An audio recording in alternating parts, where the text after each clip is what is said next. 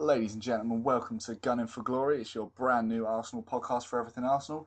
I'm joined with Nicola, and today in our pilot episode, we're going to be talking transfer rumours from the past 2 to 3 weeks and what deals we think are going to be going in or out, or what deals not going to be happening. How are you doing, Nicola? Hi Josh, I'm okay. How are you?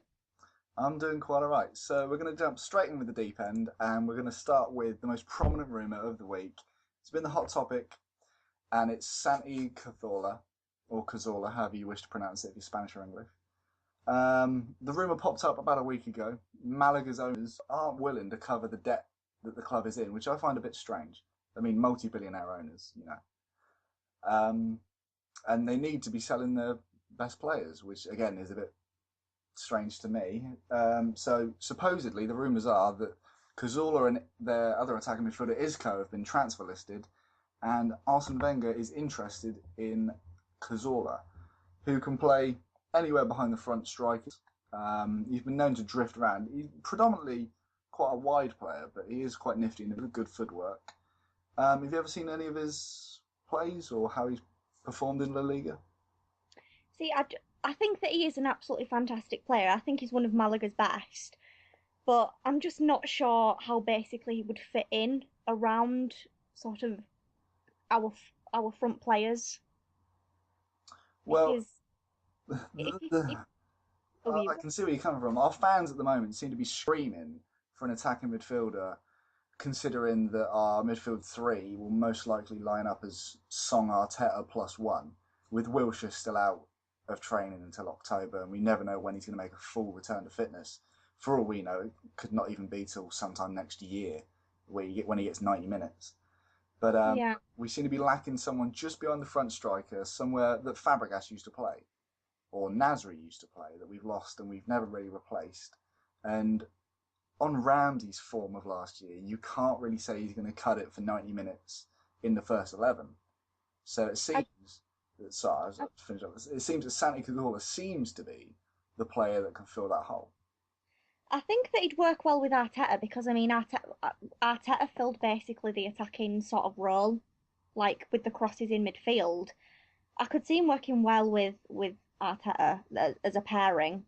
But I'm just not convinced about like the strikers and stuff. Really, I'm not convinced I would work around that. Well, I mean, obviously we brought in Giroud, who Wenger said today or yesterday he wants to ease the new signings into the Premier League because of a lack of fitness, which is strange because they didn't go on the pre-season tour, and isn't that what a pre-season tour is for? It's for Yeah, match fitness and player fitness. But with the Arteta thing, Arteta in a press conference with Arsene Wenger spoke very highly of Cazorla, obviously both in the Spanish national team. Not that they get caps, either of them. I mean, Cazorla went to the Euros, he never got capped though, he never played. yeah. So Arteta is probably never going to get a cap in his lifetime, which is just the way the Spanish There's national too team. many midfielders, isn't there? There's too many fantastic Spanish midfielders that he'll never get his break. I don't think. He's never going to get a chance, even now, even with sort of Xavi in his late stages of career. I mean, you think about it, Sergio Busquets is what, 23?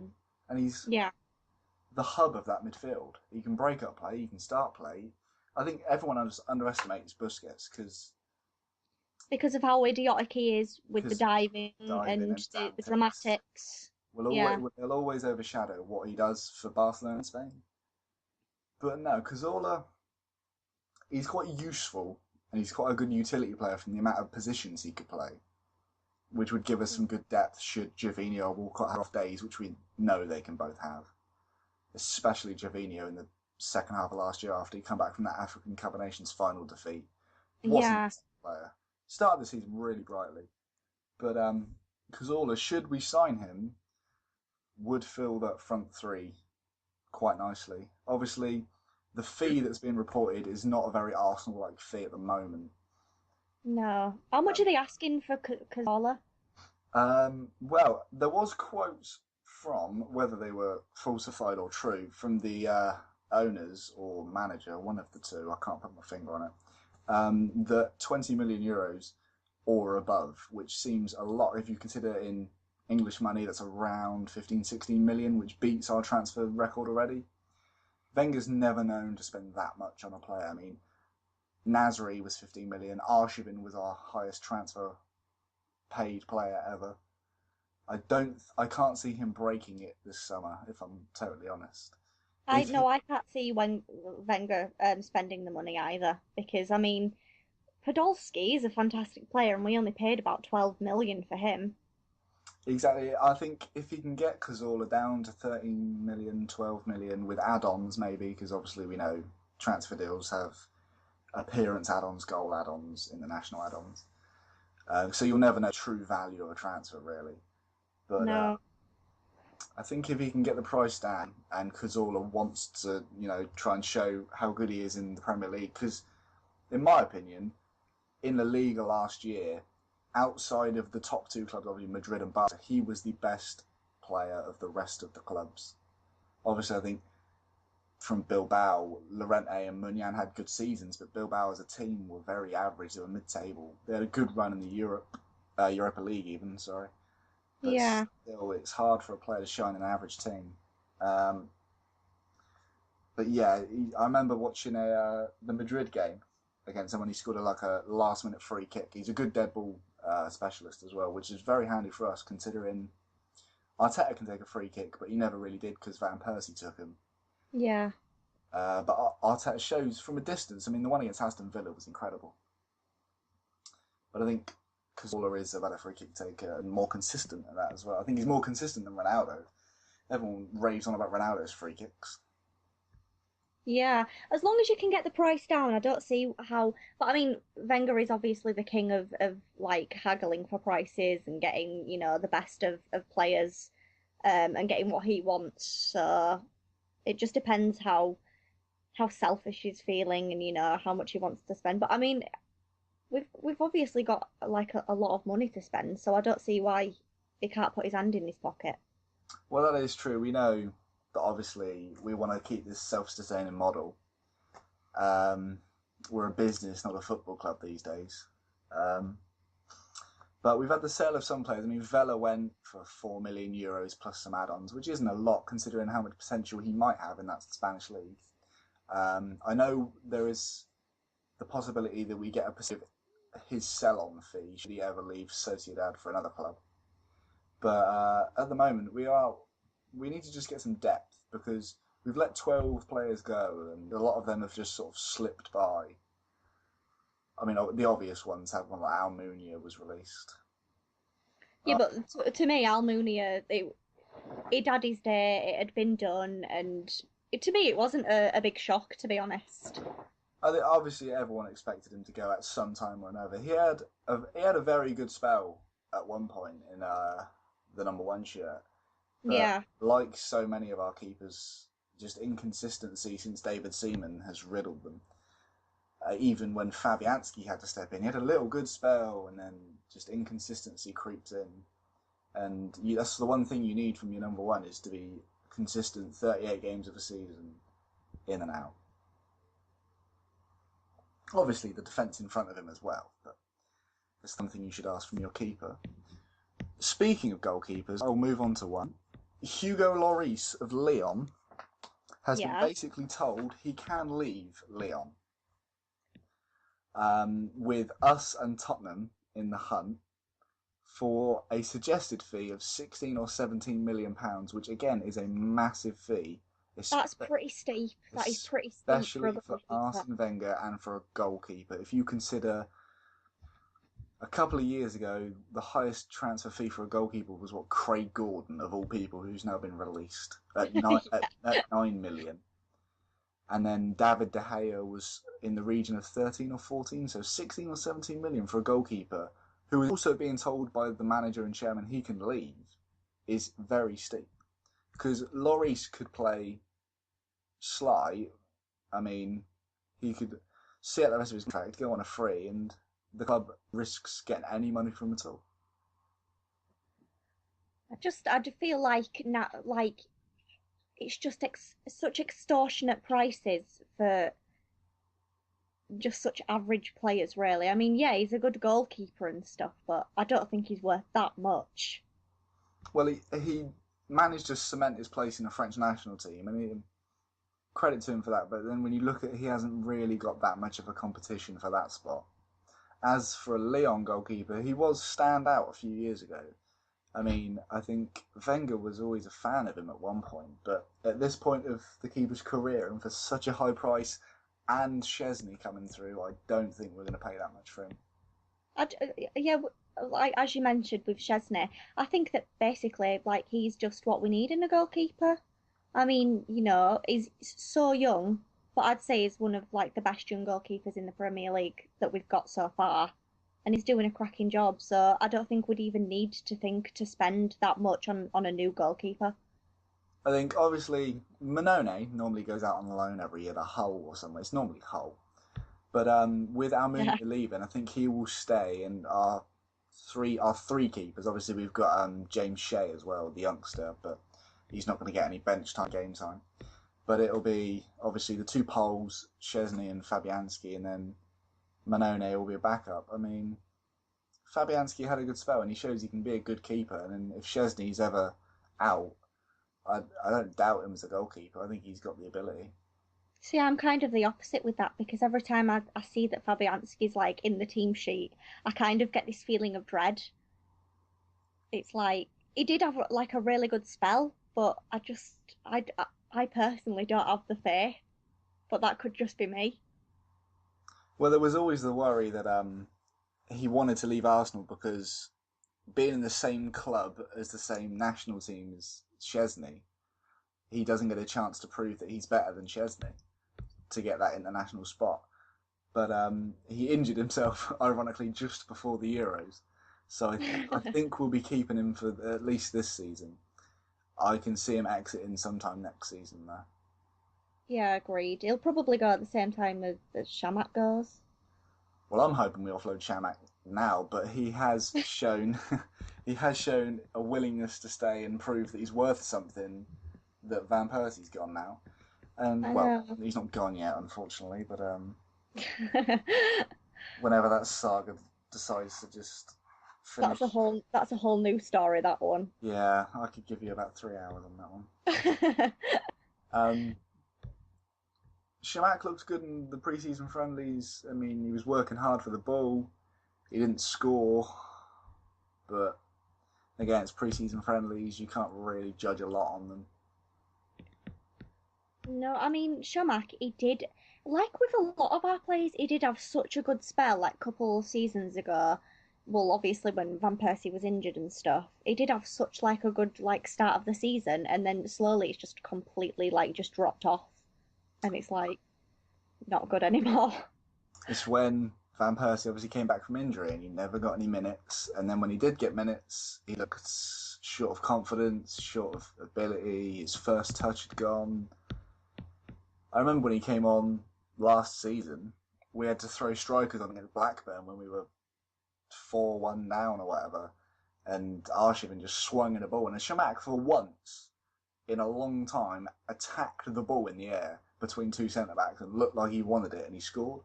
Yeah. If we saw that from him every single game, he'd be a worthwhile striker. But Giroud and Podolski, he's not going to get that much game time. I think it's because like he just knows that maybe like the fans don't have the confidence in him, so he doesn't have the confidence in himself. Because I can see you see it that he knows like that we don't have confidence in him at all. It's I can't say I'm ever on the edge of my seat when Shimak's leading an Arsenal attack. No, agreed. It's just that touch of the ball that Van Persie had, or will still have, or might not have, when he played for Arsenal. When he took the ball forward or turned on the ball, it looked like he knew what he was doing. He was in full control, and he one step ahead. Shamak looks like a deer lost in the headlights. Doesn't know what to do with the ball. We'll move on to the other hot transfer of the summer, your favourite. Ugh. Everyone's seems to be at wit's end with this one. We're, of course, talking about the Stad Ren midfielder Jan Via. This one's been going on for a while now. It's well, I'm it's just I'm kind of like sick of being messed around by him, to be honest. I'm just like so annoyed. well. If we think the whole saga of us wanting him. I think we showed an interest, or there was rumours that we were interested in him quite a while ago, but they resurfaced at the end of the season, end of the League One season, end of the Premier League, and just before the Euros, it started really heating up, and he went to the Euros, got some minutes, and I don't think he played that. I think he came on as a substitute. I don't think he started any of the games.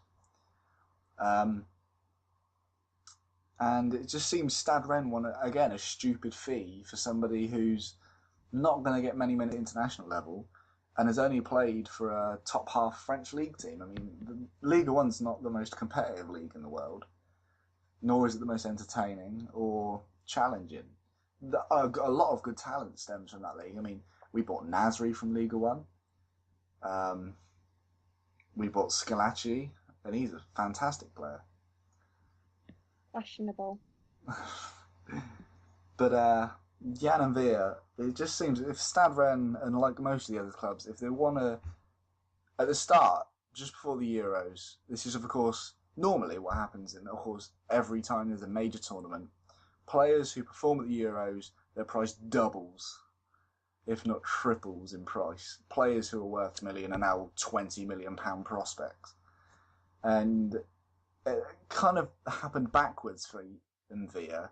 Before the Euros, there was like £20 million reported fees, whereas this week or the week before, apparently it's dropping to sort of 12, 13. But Yeah, I think as time goes on, if the player is that desperate, then I think that we could probably like push the price down. But I mean, once again, such a steep price for such a average at best player. I mean, he's just messed us about, and I just like I if you mess us about like in pre-season, when there's transfer rumours and we want to buy someone, I just don't think that it's going to happen, to be honest, at all. with the transfer window itself in general, I think the time to buy players has passed because pre-season's coming to an end. I think if you're going to apply someone who's going to be a regular in your first 11, you need to buy them before your pre-season tour, and you need to get them out there. You need to get them games for the starting line. You need to get them in training as quickly as possible, get them to gel with the group, and understanding of the philosophy of the club. And this year, unlike last year, Wenger's done that well. Giroud was done very quickly, pretty much before the Euros. It wasn't confirmed, but it was almost solid, 100% done deal. Podolski was done months in advance. I don't Yeah, think the that Premier was League. so quick, but I feel like with Podolski, with Cologne going down, I just think that it was just desperate to finally get to the Premier League to join, and he seems to be kind of like he has the confidence in himself, he has the confidence in the club, and he actually wants to play, like for us and prove himself under like the crest. I just feel like he's a different class of player because I feel like he does have loyalty. That is definitely one thing he has. I mean, he started his career at Cologne.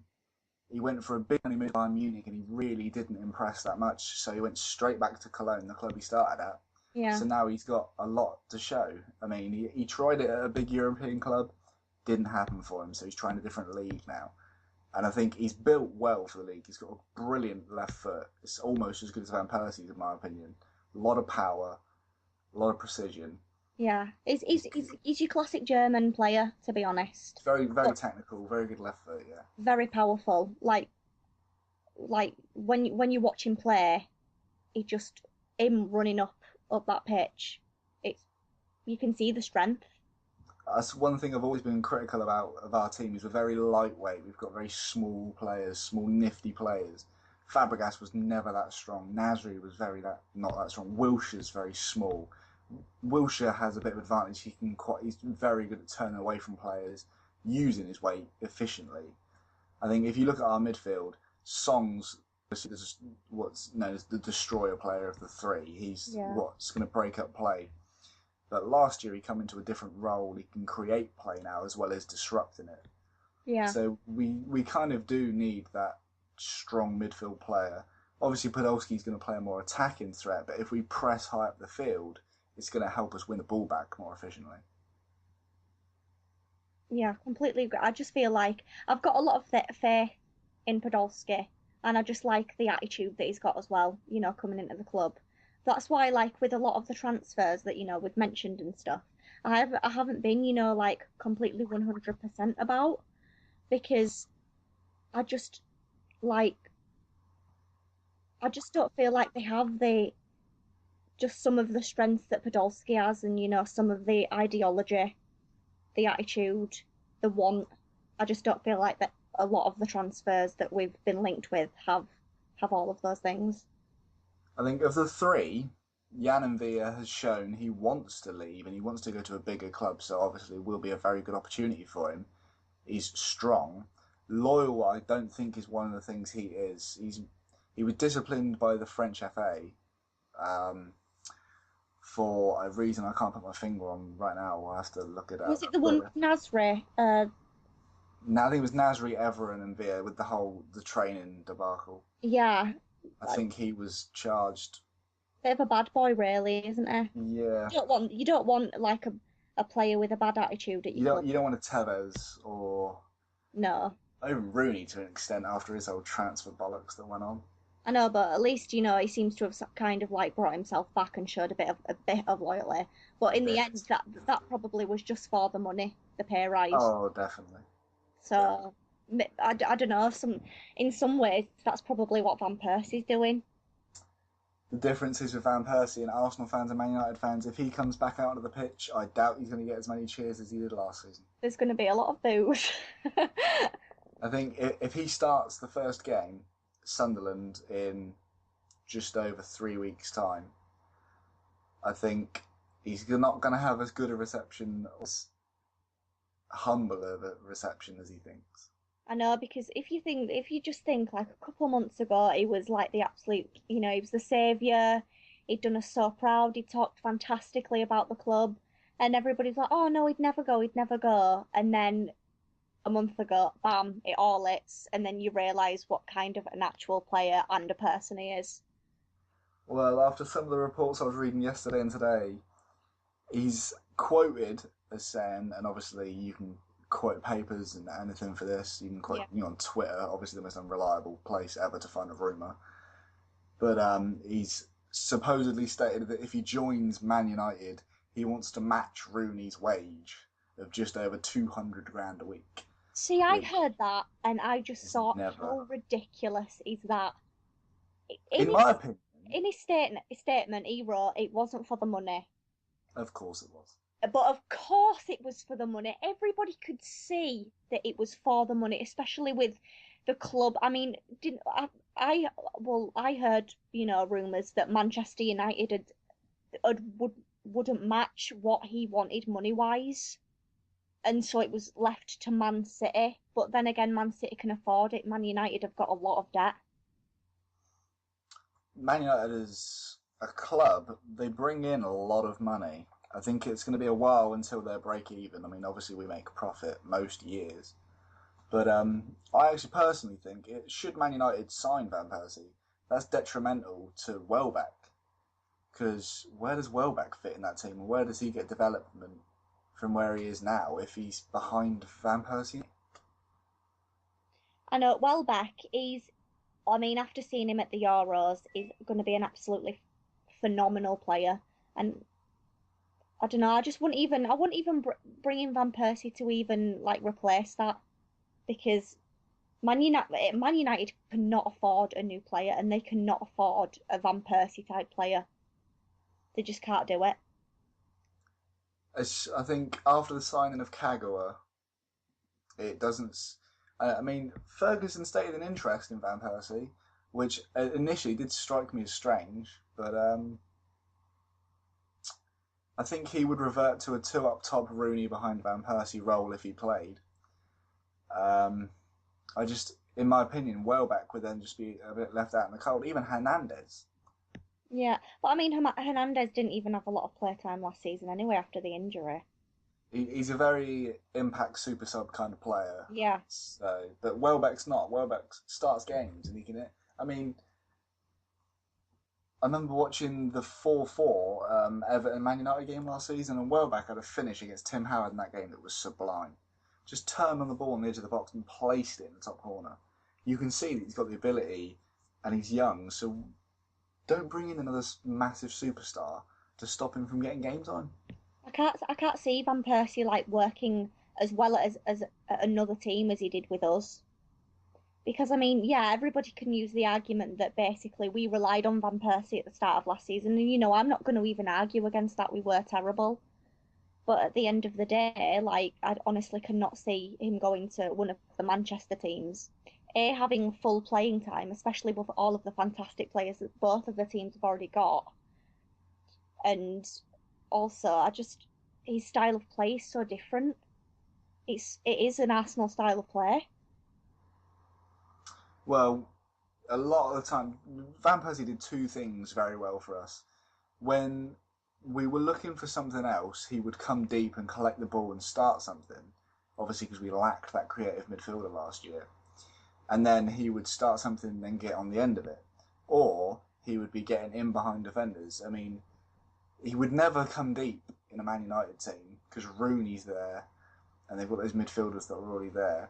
So he's going to be sort of playing on the shoulder of the last man role, which I think he would do a lot better in Milan, where it's very defensive and you have to break a team down so Van Persie can get in behind. Was it Milan that wanted him, or wasn't he? It's Juventus. Juventus, yeah.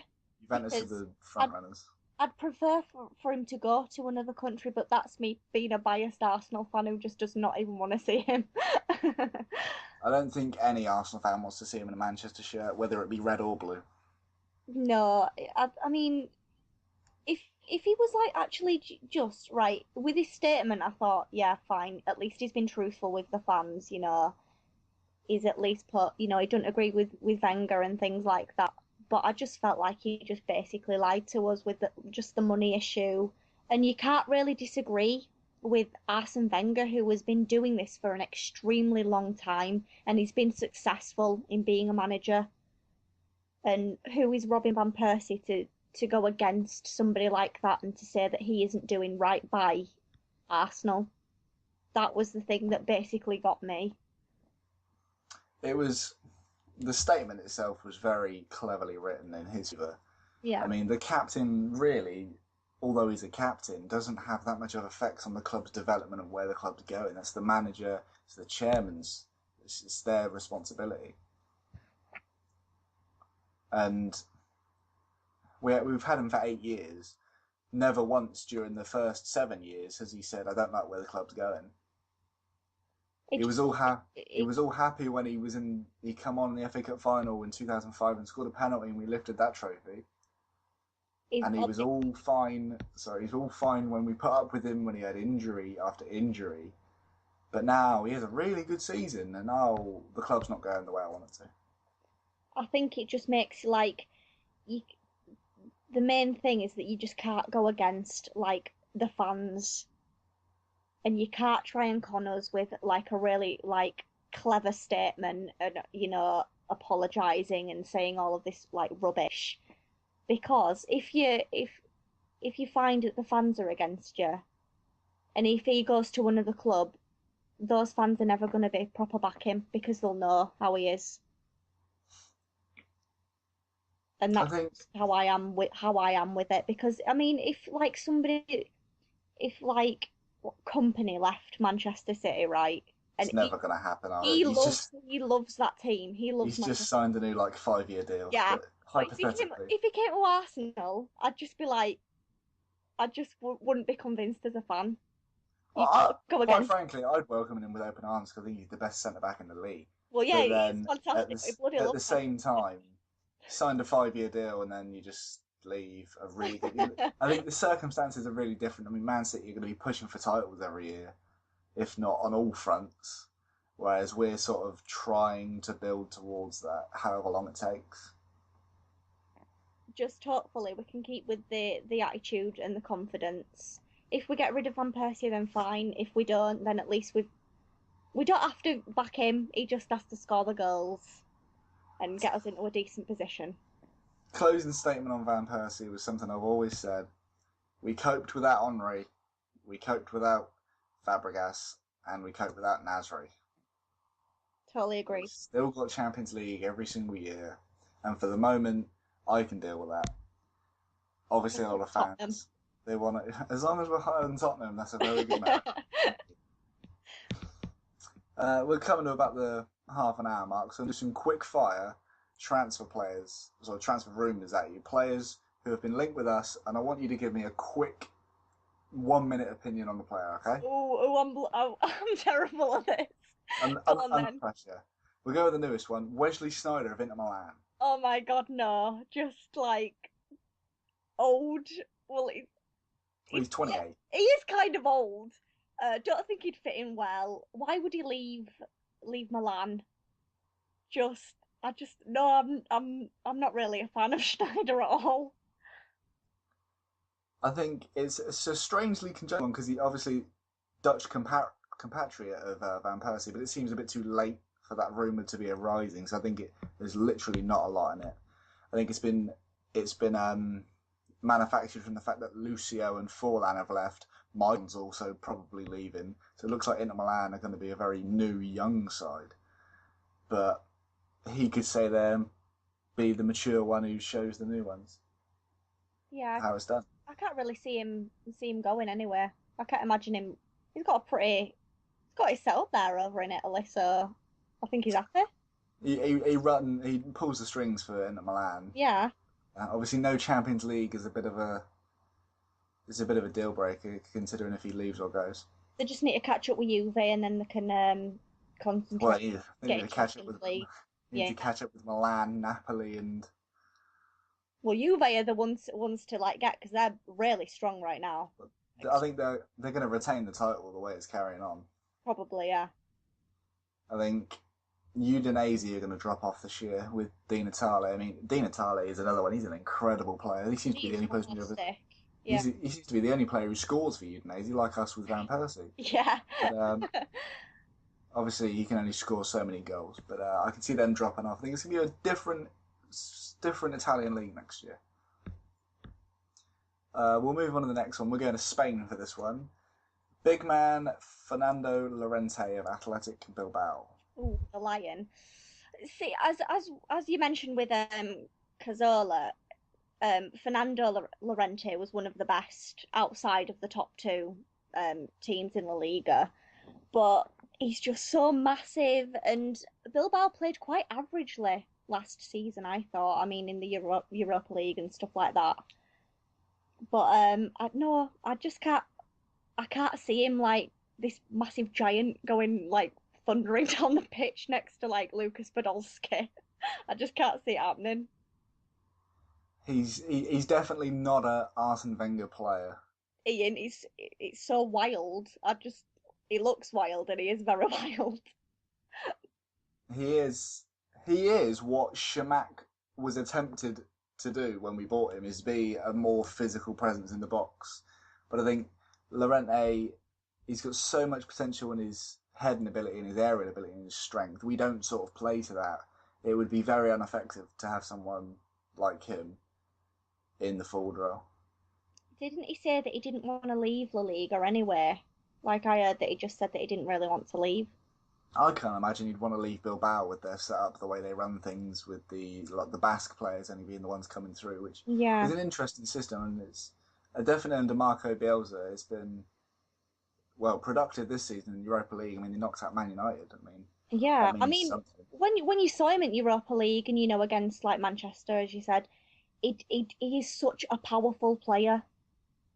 I mean, I can imagine it's quite scary to like just go against in that box.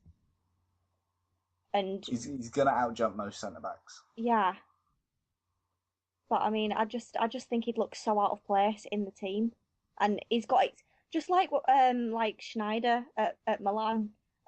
He's got it set up at Bilbao. They're just Definitely, they're both comfortable. If they keep their young good players like Javi Martinez, Munyan, I mean, there's a good setup there, and obviously they had a very poor. Well, I wouldn't say very poor. They were very average last year in the Liga, but they can build on that, and they can start climbing the table. We'll move on to our last transfer rumor, which is probably one of the more wild ones, and probably someone you've not heard of, but if the name's been floating around, you will know.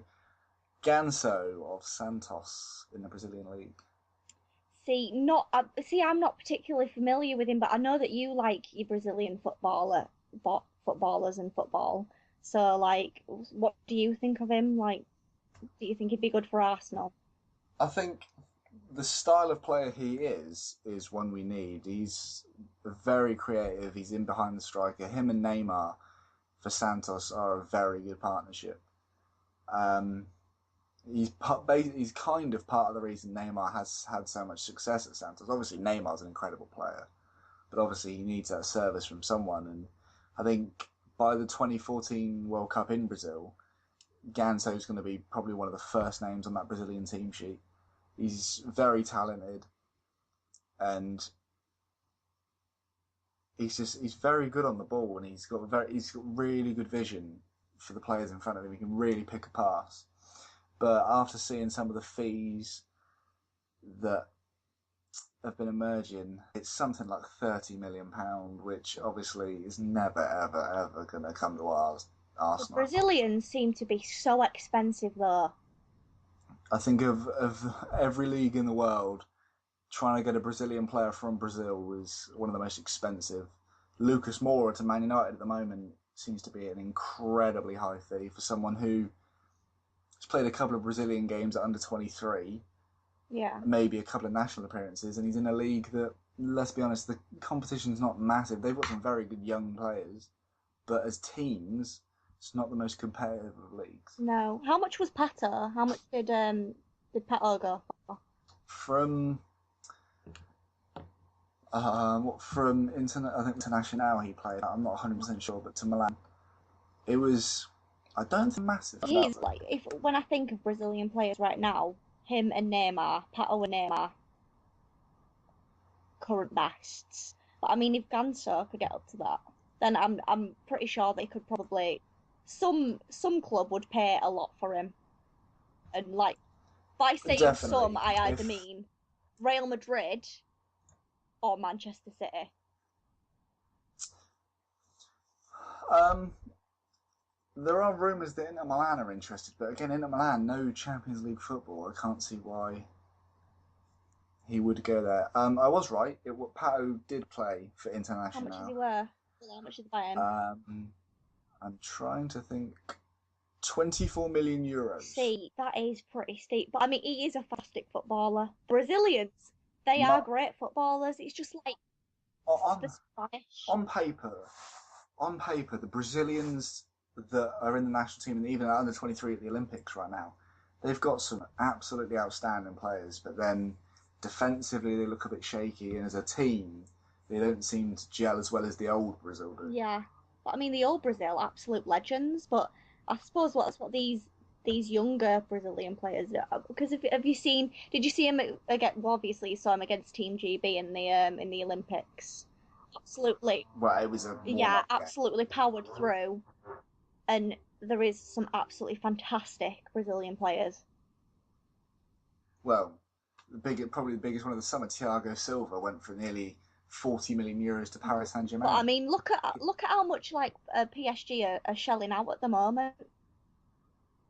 Yeah, they're finally. I mean, they did it last year and then didn't win the league. I mean, they bought Pastore for an absolutely absurd amount of money.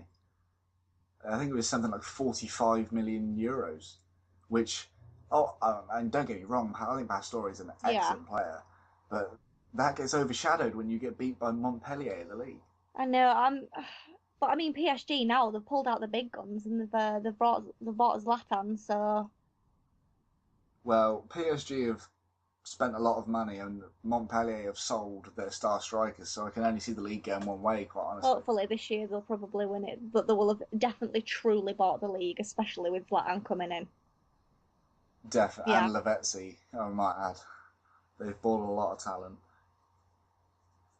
I think that's just about going to wrap it up anyway. We're around the 40-minute mark for the first pilot. We'll want to hear what you think, obviously, because it's our first episode. We're just trying this out. It's kind of winged on as we go. This will be posted up to the Gun and for Glory Tumblr. We have our Twitter account at GFG_podcast. I'll add links. Um, if you've got any suggestions or feedback, feel free to send that to myself or Nicola. And episode 2 will be coming around the start of the season when we play Yeah. Sunderland on August 18th. We're going to we'll look at team sheets and then we'll just generally like see like we'll make predictions because I do like making a good prediction before. Yeah, we'll give you our post-match, pre-match thoughts, and I think we might, as a section for the year, we'll have a Josh versus Nicola prediction game, and we'll see who wins that at the I end of am the season. terrible at the predictions though, so we know how this will go. But we'll leave it at Arsenal, so it's a bit more obviously. I mean, Yeah. we'll give you a bit of a chance. Well, that's going to be it from me. Yeah. Um, any last words from you? No, it's been absolutely fantastic having this chat with you. It definitely brought around a lot of new issues and ways to think about things, and hopefully next time we come we'll have maybe bought some new players. I definitely hope so. I mean, Premier League is even ever closer. I mean, the Community Shield's so close now, and the Premier League's going to start Yeah. very soon. So hopefully we can get all our business done before the opening day. Wenger likes to get the business done. It's either a yeah or a no, and then he's done. Let's hope he does this year. Let's hope he does. Well, we're signing off. We hope you have a good day, and See you we'll see you later. later.